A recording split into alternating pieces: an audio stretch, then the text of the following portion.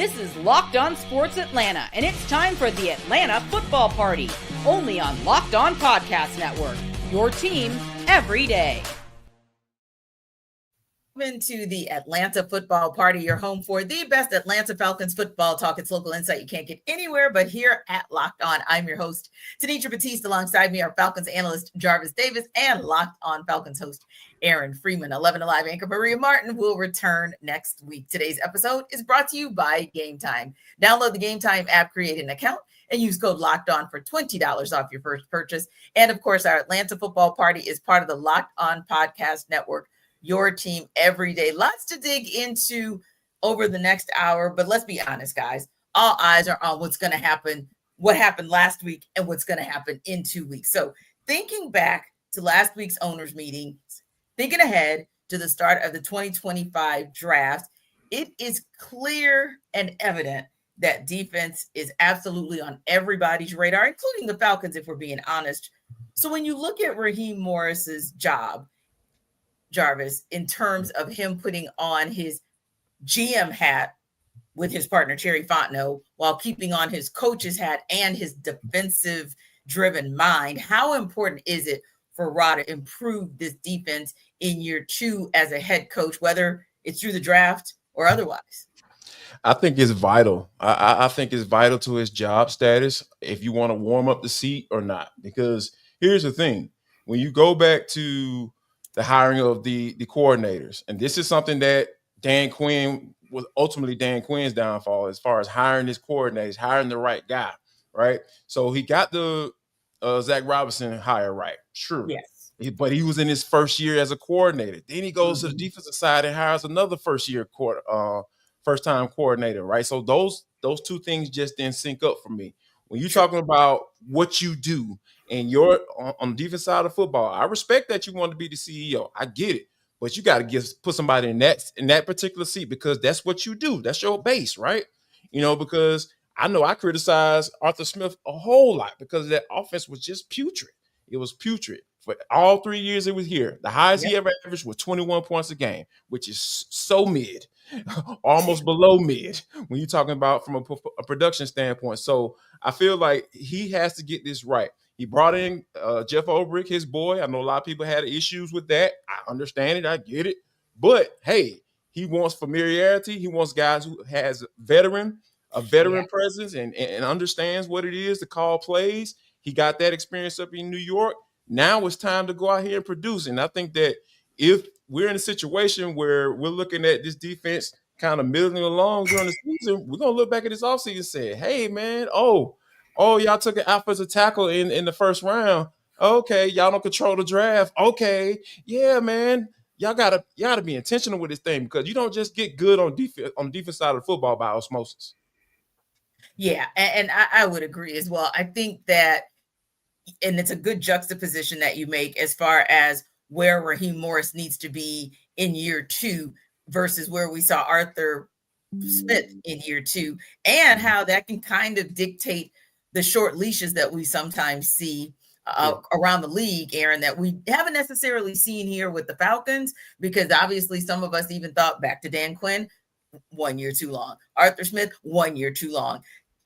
Raheem Morris might not have the good fortune or the luxury of 1 year too long because of what has happened before. And also because you're looking around at the teams, even in the division, knowing that even if the Bucs stand pat, they're still going to be the ones you're chasing down because they're the ones that keep winning the division. And then obviously the other two teams in the division are going to try to keep improving. But when you look at Raheem Morris and the one thing he needs to do, which is improve this defense in year two, how important is that for you that he make that statement of committing to improving this defense, especially on how he and Terry Fontenot approach this draft? Yeah, I think it's huge, that this defense has to get better. And I think when you're talking about, and the topic that we're kind of dancing around is Raheem on the hot seat. If the defense that's exactly where I was going to go. Yeah. And I know, having interacted with this fan base for many, many years and sort of the direction, how the wind is blowing, that while we sit here going into the season feeling like, oh, well, Raheem Morris, the team is basically operating like they're not on the hot seat. There doesn't seem to be that sense of urgency with the approach that they're having so far this offseason, that this is it. Everything comes down to this season. And I just know if we get into the middle of the season and we get to November and December and the team is struggling like they were a year ago, the calls for Raheem Morris losing his job and Terry Fontenot losing their jobs are going to be very, very loud. And so even if the organization is sitting here going like, it's all good, we like the direction, the arrow's pointing up and going into year two, if that isn't being, borne out on the football field, and this team isn't, we've seen this Falcon team, they're always in first place in the NFC South by the time we get to Halloween, and then they don't wind up being in first place when we get to the new year. And so it's like they got to be able to, finish this upcoming season, given how these things tend to go. And if they don't, the calls for Raheem in losing his job and Terry losing his job are going to be huge. And, a big part of their ability to pull that off is going to be on their defensive improvement, as well as what Jarvis is talking about, the coaching hires, right? Like this team talked a big game last offseason about, hey, we got Kirk Cousins, we added some speed at the wide receiver position, and we're good to go. Terry's already built, 80% of a playoff roster, and we're looking good. And again, by into October, it looked like, hey, they know what they're talking about. And then the bottom kind of fell out. And so I think when you look back at, all of those things, they sort of sat here and basically Raheem was operating like the coaches that all we have to do is basically we got to coach these guys up, right? Yeah. And the coaches I hired are great. And as Jarvis just explained, Jimmy Lake wasn't that great. And while Zac Robinson, there was, during that stretch in October when the offense was cooking, it looked great. And then the offense started to struggle. And again, we put all that blame on Kirk Cousins and all that stuff, but like they really couldn't figure a way to dig themselves out of that hole basically until like the last game of the season when they were playing like the worst defense in NFL history. And it's like they put up a bajillion points against the Carolina Panthers. Right. And again, it wasn't good enough to win the game. So like basically what I'm saying is they talked a good game about how great their coaching hires were a year ago. And it didn't live up to the expectations. And now that puts even more pressure that they have to get it right, that this offense has to hit all of its strides and this defense has to make significant games. No one's expecting this defense to be a top 10 unit, but they got to be what they were last year, which is quote unquote good enough. That with the offense performing at a high level, if as Jarvis says, 26, 27 points a game, okay, then you better only give up 24, 25 points a game. Right. Because if anything less than that, anything more than that is going to spell trouble for this team. Exactly. Well, Aaron, you had so many nuggets in there because you're right on the, hey, we're comfortable and confident with the coordinators that we have, right? And it seemed like, okay, well, one of them you're probably okay with being comfortable with. But going into year two, you do kind of here, and we understand Raheem has to make sure that he keeps his guys motivated, but he also seems like, yeah, we're good for developing. We will develop the talent that we already have within, as opposed to saying, nope, still don't have that guy. Nope, still don't have him. Still don't have the dog. So yeah, it is a little bit disconcerting when you kind of hear that. It sounds like, and you said this, Free, so I'm going to kind of use your term, and Jarvis asked you to chime in with what Free said. He said it doesn't so far feel like the Falcons are moving like a team on a quote-unquote hot seat. So in the draft, what does hot seat movement look like to you for the Falcons? Ooh, wow. I think going out and taking a chance on the guy that you probably wouldn't have drafted in the past, right? And it's because Aaron and I have talked about this on Locked On Falcons about they need to look at high floor guys, guys who can come in and have an immediate impact on the defensive side of the ball, early on versus a guy, for example, a guy like Shamar Stewart. Shamar Stewart may come into the league and be a fine pass rusher. But I don't see that happening in the first couple of years that he's in the league because it's just the production wasn't there. When you look at the tape, and I feel like there were some things that he went into when he lost weight and coming into the Senior Bowl, he He was playing at a different way than he was early in the regular season. So there was obviously that transition. Can he sustain that? I just had too many questions when it comes to the type of projecting what he could be in the NFL, especially in that first year. So I feel like guys like that, they need to stay away from. Guys like a Mike Green, guys like a Donovan Ezeiruaku, if they were to figure out a way to trade back and pick up a couple extra picks, that third and the fifth maybe, and get that full freight of draft picks. And then you're talking about cooking. Then you're talking about, hey, we have a sense of urgency. We understand what we need to do in order to get to this draft, and just make the doggone pick that makes sense. No more surprises. No more surprises, T. None. Yeah, you can't take any more. Your heart can't take any more surprises. No, so I can't. I promise. You put it out there, hot seat movement. So it feels like the Falcons aren't moving, like they're on the hot seat. What would that hot seat movement look like for you in the draft? Defense. I mean, like this whole offensive tackle, I'll say nonsense. It's not nonsense in the sense of like we've talked about it before that they need an offensive tackle. They need to start planning for the future at the offensive tackle position and having a transition plan in the event that they don't retain Caleb McGarry beyond this year, and having a player that they can plug and play at that position. But as we've discussed, like that is not a like, again, we're talking about sense of urgency. You need this defense to be improved. You need to infuse this defense with as much talent as humanly possible. As we sat here and watched, towards the end of the season, like even though the pass rush came alive, your secondary got torched, right? And in those last couple of games, and like you couldn't cover Olamide Zaccheaus in that Washington game. Like he was torching the secondary. And like, again, love me some OZ, right? Like a solid wide receiver. We love some OZ, but like he shouldn't be cooking your defense the way that he did in that Week 17 game in a win in your in. And like that's not because the scheme was bad. That's just because you don't have good enough playmakers on the back end, in addition to the good enough playmakers that we know that this team has not had on the front end. So these are, to me, the things that you have to prioritize. And so offensive tackle, yeah, man, we need to get a developmental option in here, a potential plan B to pivot off of Caleb McGarry, but that is not a priority. And if this team is out here using first and second round picks on players that are going to have zero contribution to this football team in 2025 as backup offensive linemen, like that to me is not moving with the sense of urgency that we're talking about. Yeah.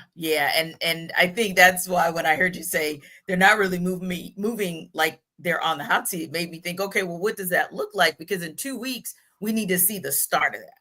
And not just the start of it on Thursday, but the continuation of it on Friday and Saturday. And I think that's something that's so very important to people. Like we don't, and I think we get it, but I also don't think that it's said enough how important it is that we look at the entirety of the draft, because you better hope that you get a generational guy in that first round, but you also better hope that you get some guys, especially if you end up going edge, but how leaky certain parts of your secondary are, then that you still have to make some moves that are going to help your defense as a whole. Obviously, up front is the most important thing, but don't forget about the back end of that defense as well. Now, for you, Jarvis, when you were thinking about what the defensive improvement looks like, and man, that could be 5 degrees of improvement, and it probably will still yield a better result than what we saw last year. But if for some reason, and this is all conjecture, and this is all worst of the worst case scenarios, but if for some reason that defense doesn't improve to the tune of being the liability that keeps the Falcons out of the postseason again, is that a world where we see Coach Ra losing his job? Or is there even a world where we don't see him losing a job because we don't think he's on the hot seat? He has to be on the hot seat. If we go through one more season, we go through another season of your defense being the issue. Like that's what you do. That's what you do, man. Like I give you a pass for making a bad hire as defense coordinator. I give you a pass because I'm the one that advocated for Raheem Morris for a myriad of reasons. I like what he did as a coach, as an assistant here when he was here the first time around, and how he worked with players, and being able to communicate with everybody from the doggone quarterback all the way down to that dude on that practice squad, right? He just understands how to communicate and be and deal with people. So for me, he has to be on the hot seat. If this defense is the reason why they are not in the playoffs or not in the postseason, it's all on him. It's all on him. It has to be on you. That's why I say, even though Terry Fontenot is making decisions in the front office, dude, you got to be pounding the table for the guys you want. That's why I was excited when he was going out on the road, putting his hands on guys, talking to guys in person at Mike Green and Marshall and Ohio State and all that, Texas A&M. I want you to get a really good feel for those edge rusher guys, because you need one of them, and you have to hit it. You have to hit it because you delayed this for so long. You just have to hit it. Yeah. You're kind of out of time at this point, and not even kind of. I think you're actually out of time. It's really now or never. Now the rumor mill is ripe with who the Falcons will take at 15, but is it another edition of the Smoke and Mirror Show? We'll talk about that when we take it under further review.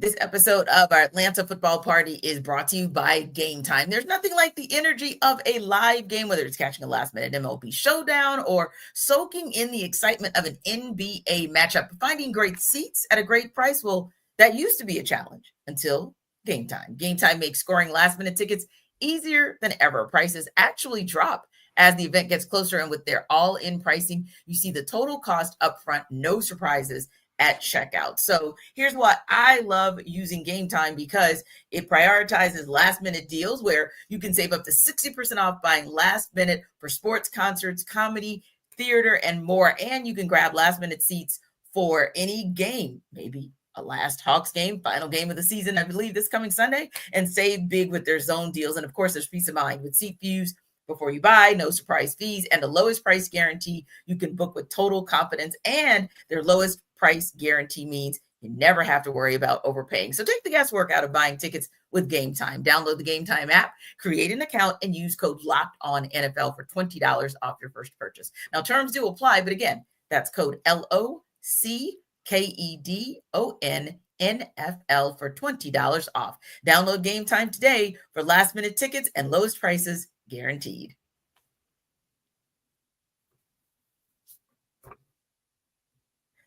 So, Aaron, as per our usual, especially as we get closer and closer to the draft, the rumor mill is ablaze. And according to ESPN, multiple executives, NFL executives, have admitted that the presence of allegations affects their outlook on Mike Green to some degree.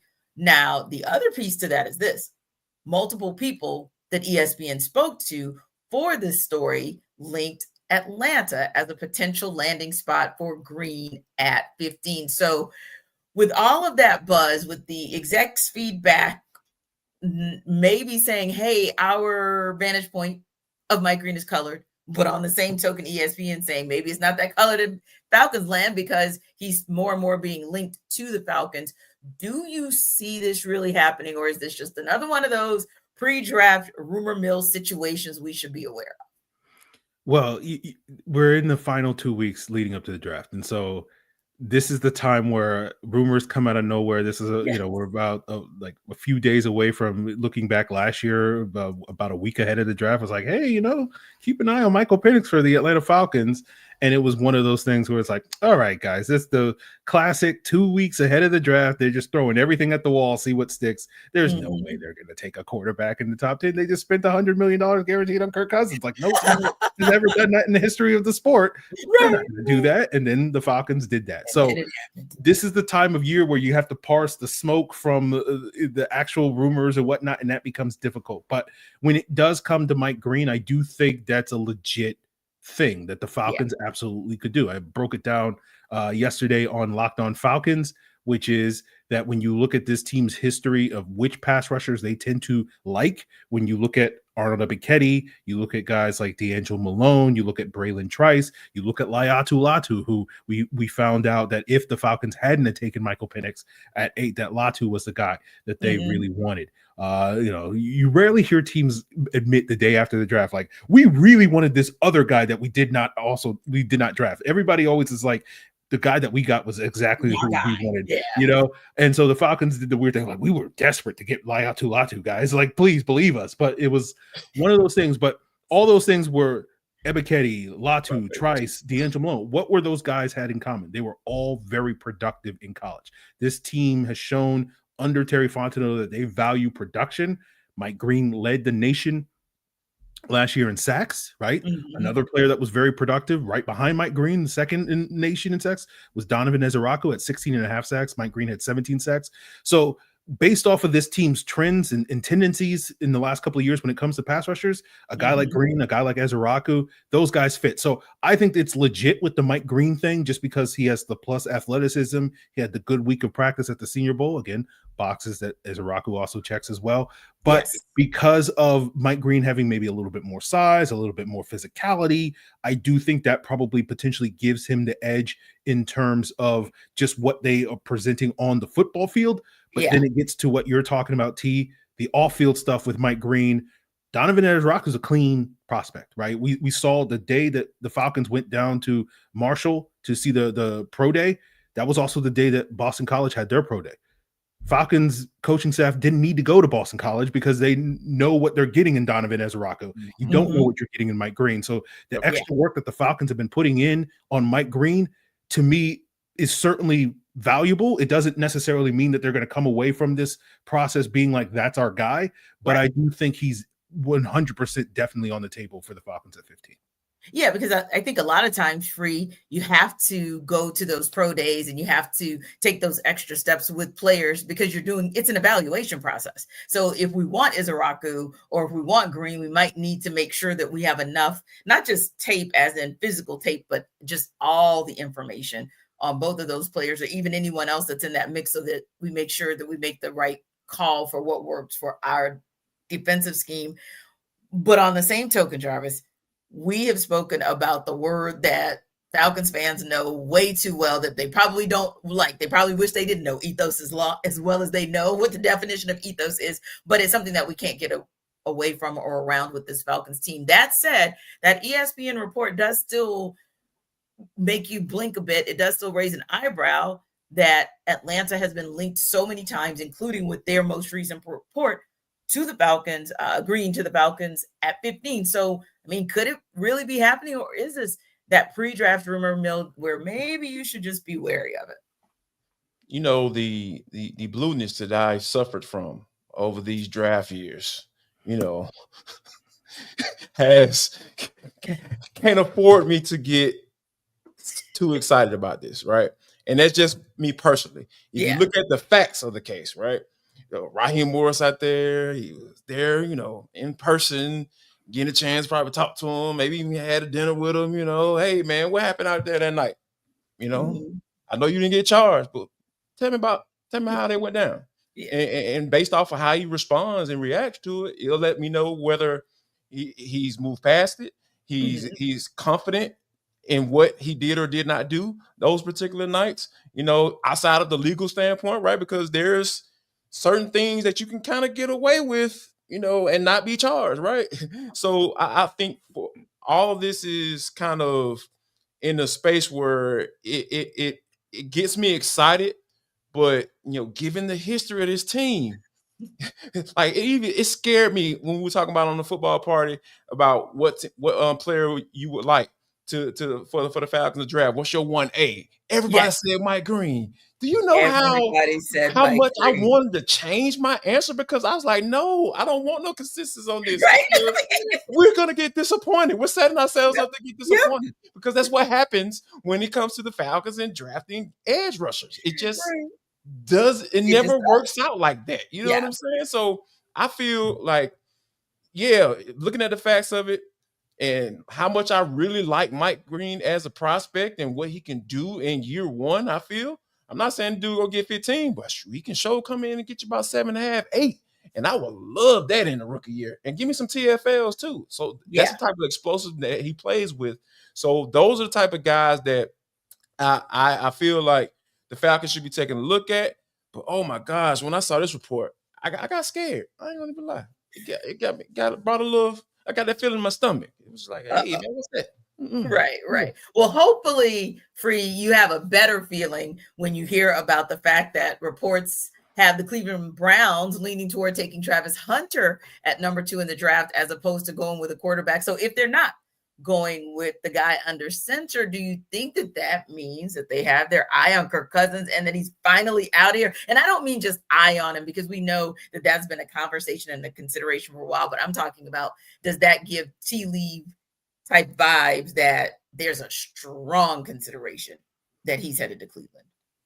Yeah, I think it's a strong consideration, but we got to see how the rest of the draft plays out, because You're right. All I see is these rumors. Hey, if the Browns and the Giants don't take Shedeur Sanders in the top 3, where's Shedeur going to go? Is he going to, I've heard some rumors about the Saints. So, I think the FanDuel Sportsbook odds have the Saints have the best odds of taking Shedeur Sanders at pick 9 or wherever they're picking. But what if the Saints don't go there? Where does Shedeur go? Right? Where does he fall? All this Jackson Dart hype, Jarvis's boy, Jackson Dart, his QB1 in this draft class. Hey, that is not what I said, sir. I did not say that. Those are not the words of Jarvis Davis. I say a lot of stuff. I won't say that. You could have fooled me, Jarvis. You were just waxing poetic about how incredible Jackson Dart was all Senior Bowl week long, and no one can tell me otherwise, because they weren't there. I heard every word that you said, Jarvis, during that whole week. But no, I think how the rest of the quarterbacks go. You got the Giants and Browns, they both have the top 2 picks in the round 2, right? And there's been a lot of rumors, all this to say, all joking aside, there's been a lot of rumors that they pass on a quarterback in the top 3, they might, depending on where they feel like the draft is going to fall. Pittsburgh, what's the Steelers going to do at 21? Do they jump back into round 1 to leapfrog the Steelers to get a quarterback, or whoever in late round 1? All that stuff is in play. And so we have to see all that stuff play out, because Kirk don't care whether you take the guy at 2 or you take the guy at 28. He don't want a first round quarterback in that room with him, because he knows that the minute he throws an interception, people are going to be like, get him out of there. And so basically we have to see all that other stuff play out. But I do think we are headed in the right direction when it comes to Kirk going to Cleveland. But we won't really know until we get to Thursday night at midnight, when round 1 is over, and the Cleveland Browns don't have a quarterback off the board in round 1 before we can really say with any sort of true confidence that where he's headed.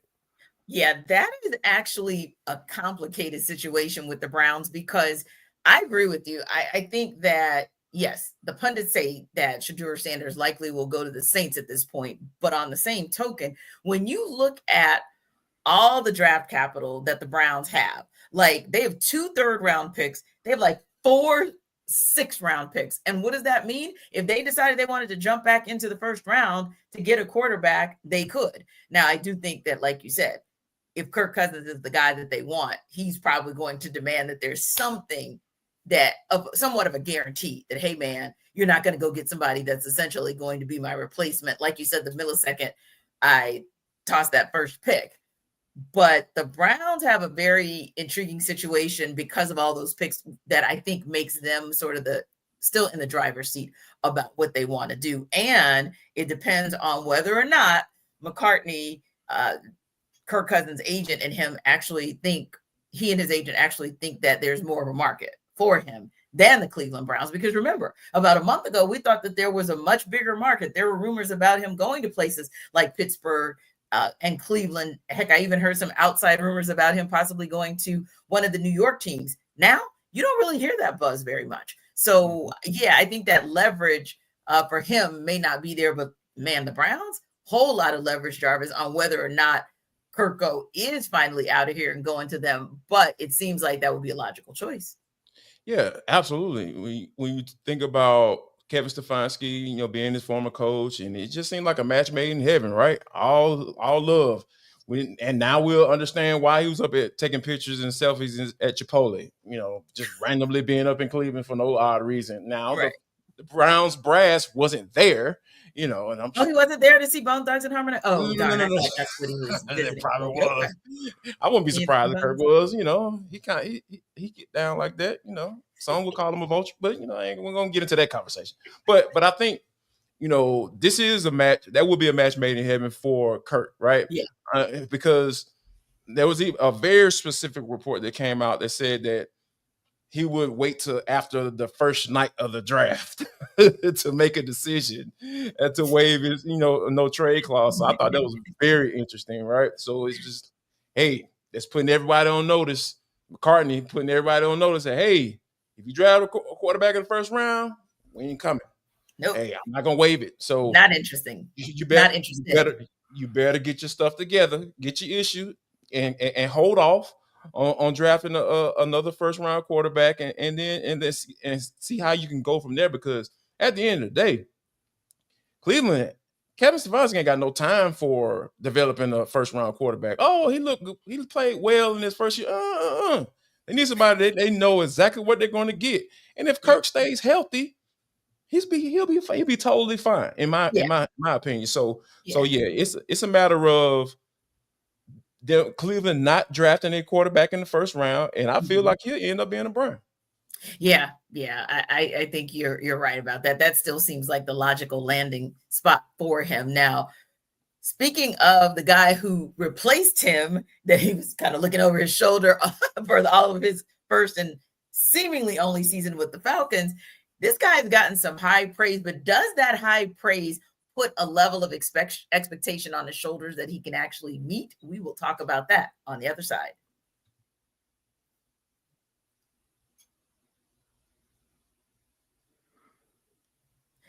So Jarvis, Justin Simmons said Michael Penix Jr. proved back in training camp last year that he was the Falcons' future. The quote was, he had this no-look throw down the sideline. It was the craziest throw I think I've ever seen in person. And I was like, oh, whatever it is, he has it. So hearing this comment from even a former teammate, albeit at this point, but does that mean that Penix will be able to meet all, or I feel he'll be able to meet many of the expectations for him in 2025, but do you feel like he's the guy that, two things, number one, can meet all the expectations in an almost perfect world, and number two, do you feel like he has the shoulders to really manage that kind of pressure? Because that is a lot in what, if you really think about it, will be his de facto rookie season. To be honest with you, to answer the first one, I don't think that he's going to be able to meet all expectations, because some people just got stupid expectation, right? Oh man, they're gonna go and win 12. Go to the Super Bowl, and Penix is gonna Super Bowl. Oh, Michael Penix gonna win Super Bowl. No, not all of them. But I think reasonable expectations, I feel he'll be able to meet. And I feel like 26 points a game is reasonable. I don't know about y'all, but because look at all the assets that they've invested, in that, on that side of the football. He has all the help that he can possibly get. He has an established offensive line who you're bringing back. All 5 starters, right? You got a dynamic running back duo in Bijan Robinson, Tyler Algier. You got Darnell Mooney, who surprised a lot of people last year, and he would have had 1,000 yards receiving if he hadn't been down for the last game of the season. Obviously, definitely. And then you got Drake London, who's looking like wide receiver 1, who people doubted that as well. So, and then you got Kyle Pitts, who can contribute from time to time when he feels like it, whatever we'll call it. Then because this team was a top 10 rushing team, right? It was top 5 in passing yards per game. So this, absolutely. I feel like he can meet a lot of those expectations. And the main one for me is put no points on the board. They have to put points on the board, because given where this defense is right now, the way it's currently constructed, I still have questions about who's going to get to the quarterback. Leonard Floyd may be one of those answers for sure, right? Unless he just falls off an absolute cliff, which can happen. We sign for the Falcons. Yep. It can happen. That can happen. That's possible. We've seen it before. So, I have to kind of lean on this offense and Michael Penix as well to kind of carry this load, because all you got to do is distribute, baby. You got the weapons. It ain't like he's the quarterback of the Giants and you only have one weapon, Malik Neighbors, and that's pretty much it. No, this man is working with a full freight of weapons, and I feel like he's capable of doing it too. Not only having the expectation, but I feel like he's capable of putting up those points necessary for this team to get into the playoffs. And for you, Free, do you feel like he's that guy? I mean, I know there were certainly moments, right? Shades of brilliance that we saw in him last season, but and this assumes that the roster on the offensive side of the ball would be as is, like as currently constructed, that he'd be able to take those weapons and be able to really excel at that high of a level, whatever your expectation level is for him in 25. Well, as Jarvis said, like, I have reasonable expectations for Michael Penix heading into 2025. Or let me say that today. So you're not expecting him to hoist the Lombardi Trophy? I'm not. We're not going that far. I'm a Falcon fan. Come on, like, let's be serious for a second. Okay. My expectations as we sit here on April 10th are reasonable. We'll see where we are on August 10th.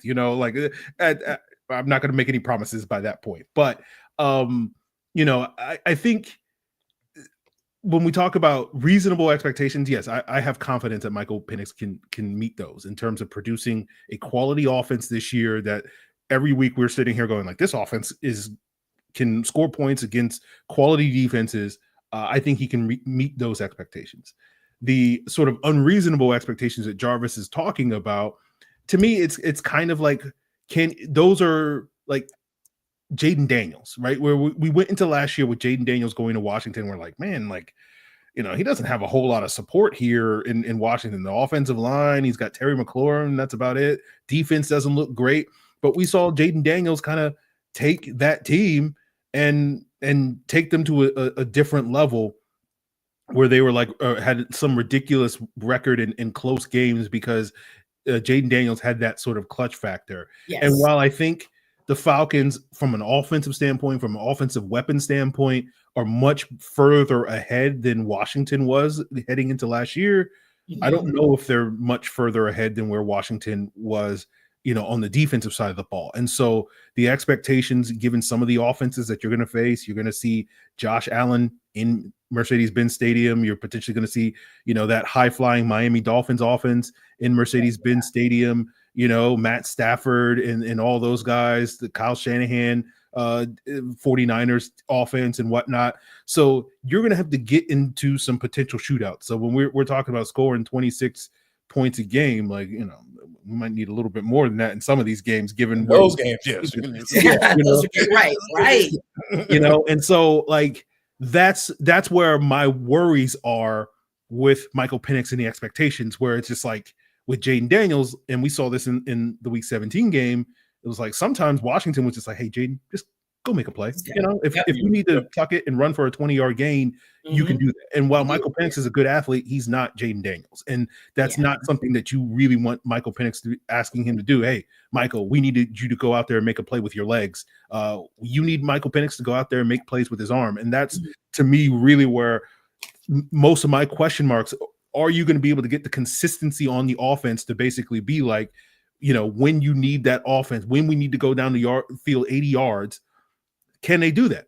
I think the potential is there, but will we reliably be able to get that, week in and week out? Because there's going to be a lot of games this year where you absolutely are going to need that. You got to have to go toe-to-toe with Josh Allen, toe-to-toe with Matt Stafford, toe-to-toe with some of these other quarterbacks that you're going to be facing this upcoming season. And that's really where my concerns are.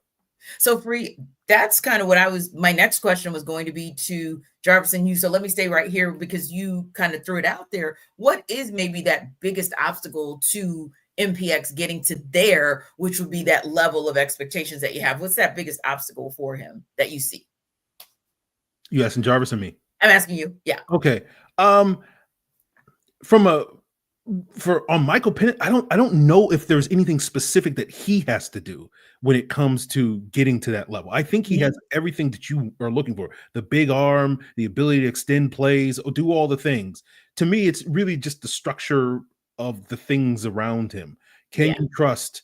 We know Drake London, we know Darnell Mooney are weapons, right? But who else is going to be able to step up in those situations? Who's going to be the OZ that when it's time to feast against that third corner, the opposing team's D. Alford? Who's going to be that guy? Is that Kyle Pitts? Is that Bijan Robinson? Is that Ray McLeod? Right? Jarvis talks about, 5 starters coming back. Well, it's actually 4 because the center is not coming back. Right? And so it's one of those things where it's like, are you going to be able to trust the interior of this offensive line with Ryan Nuzul to hold up against, some of the D tackles that you're going to be potentially facing this upcoming season? So most of my questions are not really with Michael Penix coming through in the clutch, because we saw he had that clutch gene last year. It's just going to be the other players that are untested, unproven in terms of being able to make the play when you need them to make. The Ray McLeods, the Ryan Nuzuls of the world, the Kyle Pittses of the world. Are those going to be the guys that you can consistently rely on? Because if they're not, that's putting a whole lot of pressure on Michael Penix, on Zac Robinson, on Drake London, and Darnell Mooney to have to put the cape on and carry the team. And that's where I'm like, can I get that for the 10 plus games I needed in order for this team to have the successful season that we're all looking for? Yeah, I think that's a great point, Jarvis, because for me, I think Michael Penix Jr. is fine putting on the cape and being Superman. Now, I don't know if there are too many other people on the offensive side of the ball that can put on the cape and be Superman, or we'll say Batman, because he has a couple Robins on the offensive side of the ball. And so for you, that biggest obstacle to Penix getting to that level of expectation that you want for him, what is that? And I agree with Free, by the way. I don't think Michael Penix is his own biggest obstacle, but what is his biggest obstacle to kind of getting to that next level? Health, baby. You just gotta stay healthy. That's how I feel, because I have full confidence that he can do this quarterback thing. All right. There were certain things that in those 3 games that I saw, I was just like, okay, this is the guy was making some special throws. And then he had a couple of instances where he had some weird interceptions. Yeah, I won't put those on him versus Desmond Ridder in his 4-game stretch. Oh, he didn't throw an interception, but there were a lot of drop picks. Quite a few drop picks in those in that 4-game sample size that people didn't want to pay attention to. So I don't think this is not the same case when it comes to Michael Penix and the small sample size that we saw last year. So I feel like if this young man, if he stays healthy, continues to do what he's been doing what he was doing last year when he came in and looked like a veteran, I didn't see that man. That man didn't look shook at all. Making his first start, coming in for a quarterback that was guaranteed $100 million, who's supposed to be the starter and was on Netflix series and cameras everywhere, and it was supposed to win the Super Bowl, and he's supposed to ride off in the sunset and retire as a Falcon and want to be in the conversation with Matt Ryan as the best quarterback in Falcons history. Yeah, Kirk probably thinks like that. He's that type of optimistic type dude, right? So for me, for him to come in and play the way he did, I'm like, man, I don't feel like there's nothing this cat can't handle, excuse me. So yeah, Zac Robinson coming in. Hey man, give all you can give him. Give it to him. Give it to the young man and let him go to work. And I just think that the only thing that's probably gonna hold him back if he's not healthy. So if he remains healthy, I feel like he'll be able to meet at least my expectations. Not low buddy from the West Side who talking about they want a Super Bowl ring. You know what I'm saying? Just stay right here. Keep it right here. Yeah, there we go. Well, Jarvis, let's stay right there with you, because that was going to be the question to wrap us up. What does Zac Robinson need to do to help Michael Penix Jr. to get to there? I think continue to do what he's comfortable with.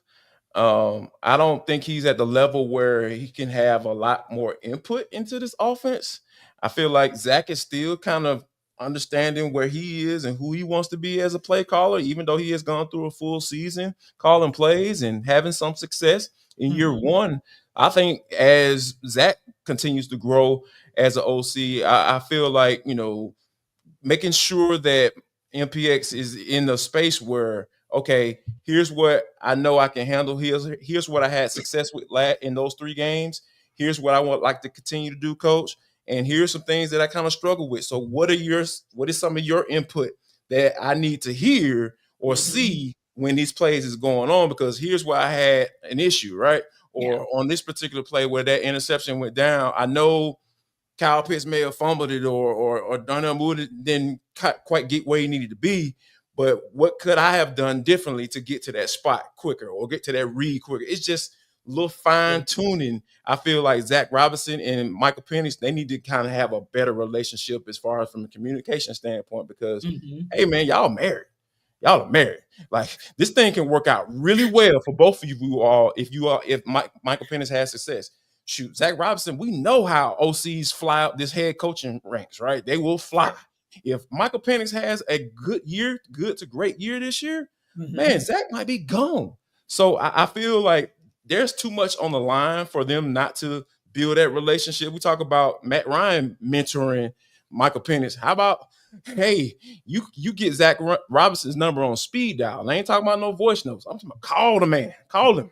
See what he doing. Hey, coach. Hey, big head. You wanna watch some film? You know what I'm saying, coach? Zac, like, hey man, come on over here. Let's do it. Let's get it going. And I think those are the type of things that I feel is going to get them to the next level, to where, especially with everything that's on the line for this particular season, I know Raheem Morris be very happy if Zac and Michael Penix are just good old besties.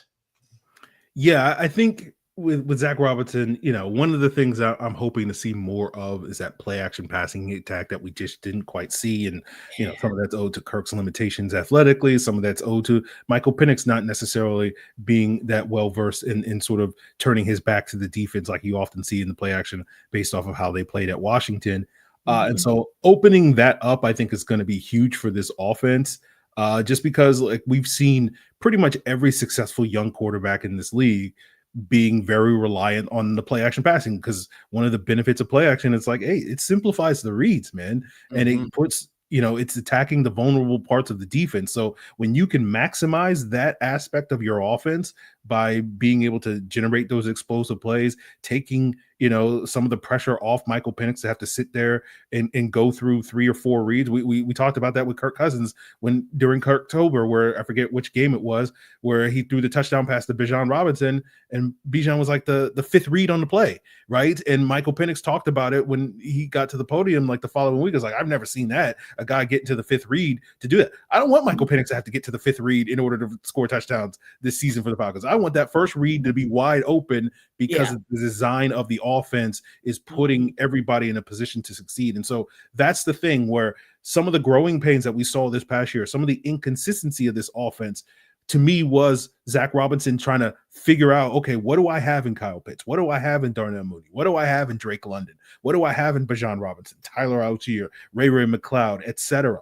Right. And this year, there's no excuses to not know what you have in each one of those players. So putting all of those guys in a position to succeed, and Michael Penix going out there and being that point guard, that Matt Ryan-like quarterback, that Kirk at his best was also that type of player in Minnesota, getting the ball in the hands of Jordan Addison and Justin Jefferson and Stephon Diggs and all those guys, Dalvin Cook, right? That's what we want to see from this team. And I think a big part of that is on on Zac Robinson. Michael Penix has every capability of being that guy. We saw it at Washington. Hey, Rome Odunze's open down there somewhere. Get him the football. We can have a similar conversation about some of the weapons that the Falcons have. And so I think if Zac Robinson is able to put that structure in there, then as Jarvis said, we saw it with Liam Cohen. Liam Cohen did an excellent job with the Tampa Bay Buccaneers this past year, maximizing Godwin and Evans and, all those running backs and Cade Otton and all those guys. And now he's the head coach in Jacksonville. We want to be having that conversation this year about Zac Robinson, where it's this guy's as good as gone because of how this offense is operating. Yeah, another conversation that we want to have in about 2 weeks is that the Falcons 8, but you could be the GM on the other side to tell us what you think they should do to eat, because guess what? We're going to play GM as well. This episode of our Atlanta Football Party is brought to you by Gametime. So think about this. A live game, energy is unmatched, whether it's catching a last-minute MLB showdown or soaking in the excitement of an NBA matchup and finding great seats at a great price. Well, that can be a challenge, or at least it used to be until Gametime. Gametime makes scoring last-minute tickets easier than ever. Prices actually drop as the event gets closer. And with their all-in pricing, you see the total cost upfront, no surprises, at checkout. So think about this. The last minute deals can save you up to 60% off by buying them last minute for sports, concerts, comedy, theater, etc. I can tell you I've personally done it. I'm that person who literally says, okay, if a concert starts at 7:30 at State Farm Arena, I might drive downtown and find my parking space, maybe even grab a little bite to eat, but I'm constantly on my Gametime app watching the seats and watching the prices, and it worked because I was right there on the floor for the last Beyonce concert for the last tour. So I am telling you, Gametime works. And you can grab these last minute seats and save big with their zone deals. Also, you can have peace of mind because the seat views before you buy, no surprise fees, and a lowest price guarantee help you to book with total confidence. So take the guesswork out of buying tickets with Gametime. Download the Gametime app, create an account, and use code LOCKEDONNFL for $20 off your first purchase. Now, terms do apply, but again, that's code LOCKEDONNFL for $20 off. Download the Gametime app today. Last minute tickets, lowest prices guaranteed.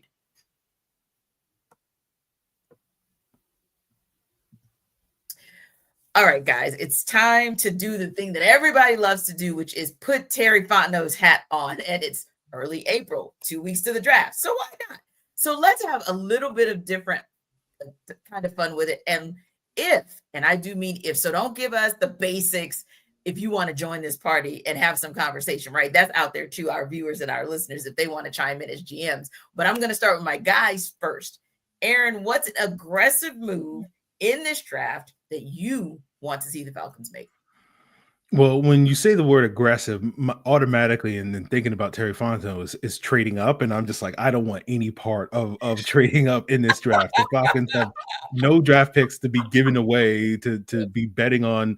No offense to Rukaroro, but the Rukaroros of the world, where we're like, we're gonna trade 2 starters to get Rukaroro and then watch him play like 12 snaps as a rookie. It's like, I don't want any part of that, please. So when we think aggressive, it sounds so chalky, but it's just like, just stick at 15 and take a pass rusher and then stick it in round 2 and take a corner, and then in round 4 or whatever, or no.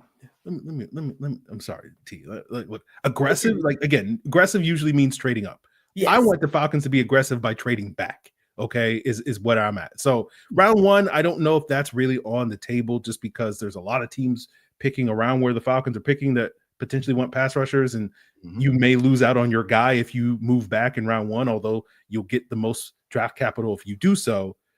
Round 2, that's when Terry can go to work and start doing stuff and being like, hey, there's a lot of corners out there that we can get, and we can move back a couple of spots. Throw in a 5th round pick here, and throw in a 4th round here for me to do all this. I want to see some wheeling and dealing on day 2. Yeah. That's basically where my aggressiveness goes. So that's what I want to see the Falcons do. Move back, and then and then move back again, and then let's manipulate the draft board. Let's see that sort of side of Terry Fontenot we really haven't seen so far. So that's the aggressive move I'm looking to make, is just constantly moving back and accumulating those 3rd and 4th and 5th round picks that are going to really help improve this defense. How about you, Jarvis? What is an aggressive move you need to see or want to see from these Falcons? I mean, aggressive to me means YOLO, right? And if I'm thinking aggressive, and I even went around and played around on the Pro Football Simulator, right, the mock simulator, I was really digging into this. I was like, oh, let me see if I can go get this guy. What would it take on the AI machine, right? So I landed on the Falcons trading up for Abdul Carter. Because how far did they have to go? How far did you have to go? I got to the 3rd pick. I traded. Oh, yeah. So I traded with. I didn't hear what you gave up. With the 3. I'm curious. Right. So I wanted to know, like, how far do you have to go? So I went up. I got up to the 3rd pick, and I had to give up, obviously, my 1st this year, and I gave up my 4th. This year, and I gave up my 1st, 2nd, and 3rd next year. I was saying, so hey, man, just saying, like, if we're talking about aggressive, YOLO, job on the line, Abdul Carter, that type guy, right? I mean, shoot, the band is you better be after you gave up. You gave away 2 draft classes for one guy. Hey, bro, I'm just saying, dog.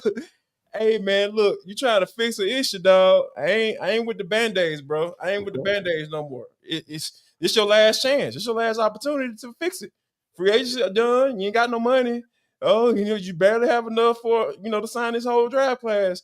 And apparently you're gonna have enough, more than enough next year, because half of it gonna be gone. But yeah, and you know what? It kind of put it in perspective for me, because I was like, man, everybody always talking about, oh yeah, you can trade up and do. No, even in AI, it was hard. These people were trying to hold on to them picks, especially the Giants. I tried several times. Not the Giants, I'm sorry. The Patriots. They would not trade. They would not move. I don't care what I offered. They said no, absolutely not. So yeah, so you got to understand, like, if you talking about getting up in there, woo, man, you better be ready to have some uncomfortable conversations. But yeah, if we talking about YOLO, being aggressive, ideal April 10th type conversation, man, give me Abdul Carter, man, make it happen. And shoot, I made it happen. And it was just a lot. Right. Well, I got to try that simulator. That sounds pretty cool. But I tell you, for me, there are two ways that they can be aggressive. One way is with the 15th pick in the 2025 NFL draft, the Falcons select Mike Green. Yeah, it's aggressive because it's against who they are. It's against the kind of player they go after. So that's going to be my part one of being aggressive. But another aggressive for me would be, yes, to trade back in the first round and pick later than 15, but to trade up with the second round pick that they have, so that maybe they could get that quality edge, the quality corner, and get some capital back. I would love to see them do that. But I think both of you have said something that's consistent for me. Regardless of how it happens at particular positions or in particular rounds, I just need to see you getting after it, because it has felt like in free agency, there really hasn't been a get after it type of spirit. And maybe that's because you are limited in what it is that you can bargain with. But ultimately, you still have enough. You may not have a third rounder and fifth rounder, but you have enough capital in this draft and even the next draft to be able to do some wheeling and dealing. For me, that's what I need to see. I just need to see that you're trying to make moves, even if you swing and miss. I'd rather hear you get on the podium at the end of Thursday night or Friday night or whenever and tell me that you swung and missed, rather than me walking away feeling like, wow, Falcons didn't really swing at all. And the other thing I think would be, obviously, we all want to see them make some aggressive moves that pay dividends, especially on the defensive side of the ball. But on the same token, we also don't want to see aggressiveness in the way of a surprise, meaning aggressiveness because it's an overreach of some sort. Now, Michael Penix Jr. ended up not being an overreach. It ended up working out. But for you, Aaron, what would make you go, oh, hell no, it's another surprise move from Terry Fontenot?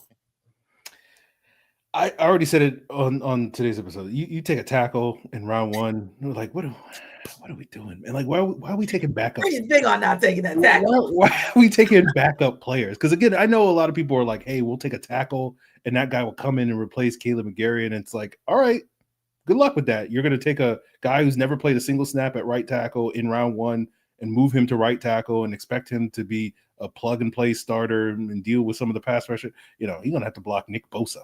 He's going to have to block Jared Verse. He's going to have to block some of these guys in this upcoming draft class. And so, again, I understand the future. That pick, similar to what we're talking about with Michael Penix. Like, you take a tackle at 15, we might be sitting here in 2027 being like, oh, man, that was a brilliant move because you got two bookend Pro Bowl offensive tackles. You got Chris Lindstrom and this rookie Pro Bowler playing next to each other. This is a great right-sided offensive line, but you know who's going to benefit from that? It ain't going to be Raheem Morris. It ain't going to be Terry Fontenot, because as we talked about at the beginning, if this defense don't get better, like, you might not be here to benefit from that offensive tackle. So I'm sitting here saying, hey, I would love to see you take a tackle at some point later in this draft with the wheeling and dealing, getting picks, getting a developmental guy. But if that happens on Thursday night and 2 weeks from now, then I'm going to be sitting here like, what are we doing?